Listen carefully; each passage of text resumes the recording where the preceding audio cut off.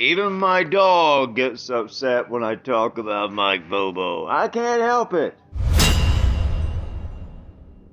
I don't care if it makes you mad that I point out that Mike Bobo is far more than a bad coordinator. Just look at the numbers. Look at the consistency he provides in Vegas. Well, you could pay off the ranch just betting in one season the three things I just told you about. Bet against Georgia on the half, bet them not to cover, and bet they don't exceed the under. How much could you have made? Well, you've done well. But how much could somebody make if he knew he was going to do that? Well, he could make a lot. It's not beyond the realm of possibility that this Georgia program has been infiltrated by a scumbag who's probably getting filthy rich. Filthy rich. At your expense. You have to go to Ole Miss fans and be embarrassed. You can't get on the internet for 3 weeks because your team lost. You think he would care? He doesn't care. He's getting paid. He's never getting fired. And just look at the consistent betting lines he provides. Well, instead of complaining, just get busy and start placing those bets. Now the Tennessee game is off. The pressure on winning is really high. And in that game, Georgia will probably look like the offensive juggernaut. Probably. Because Bobo's on thin ice. He might lose the gig. So you can still win that way. Keep that in mind as you make your Tennessee bets. But the things that happen to Georgia, they don't make any sense unless somebody is doing something under the table.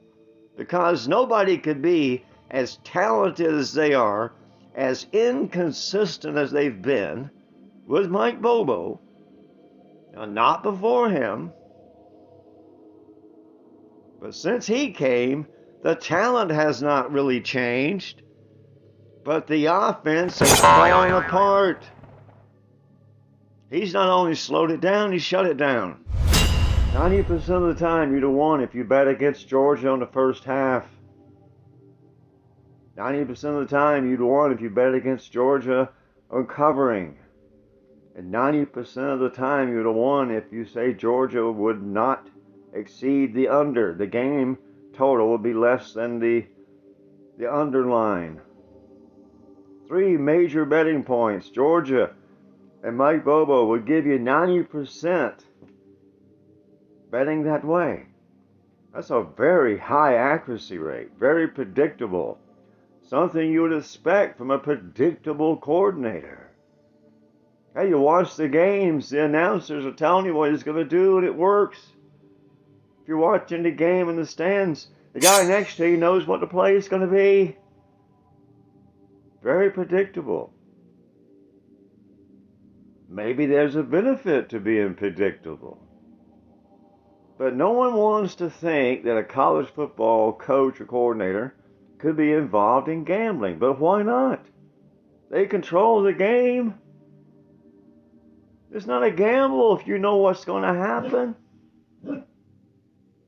So am I saying that any particular coach is doing that? No, I'm saying look at the actual results.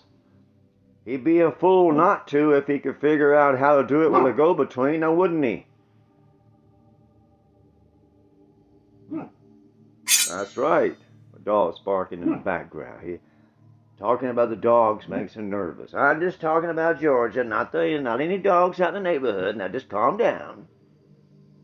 Well, I've been watching Mike Bobo and tracking him since the Mark Richt days.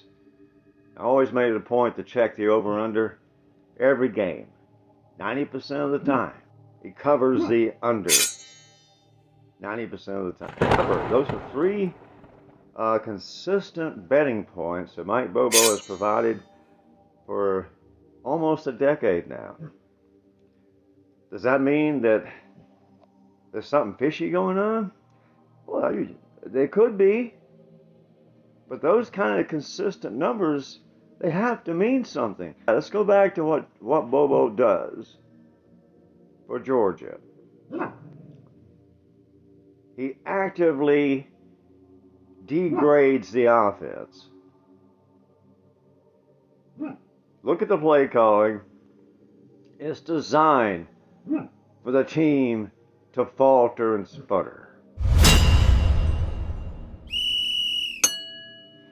What are you barking for? Well, a lot of people, especially Georgia fans, have been complaining about Mike Bobo, especially lately. Well, they have every reason to complain about Mike Bobo, but until you actually take a step back and look at what the situation is, it's just going to be a never-ending battle of, oh, he's this, that. He is very consistent, very predictable play caller.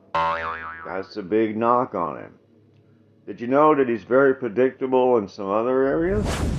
For example, he's coached 23 games for Georgia, counting the Ole Miss debacle.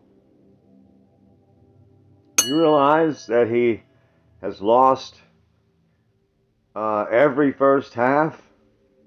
Maybe one or two out of those 23, that's not the case. Lost every first quarter.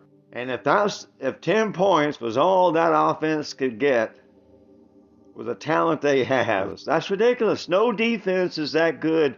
This offense, it could probably score 60 on somebody if they really wanted to. But they don't want to.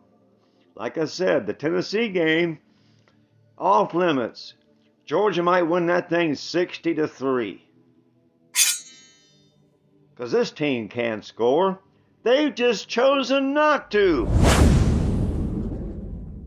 And that's kind of how Mike Bobo has operated through his whole career. Sometimes he runs into some games where he really has to win and play good, and he'll do it. And the heat goes away. So, more than likely, this Tennessee game, Georgia will win going away. And people will forget all about complaining about Mike Bobo because he got them in the playoffs. He got them in the playoffs by beating Tennessee. And it goes on and on and on. You're never going to win a title with this cat.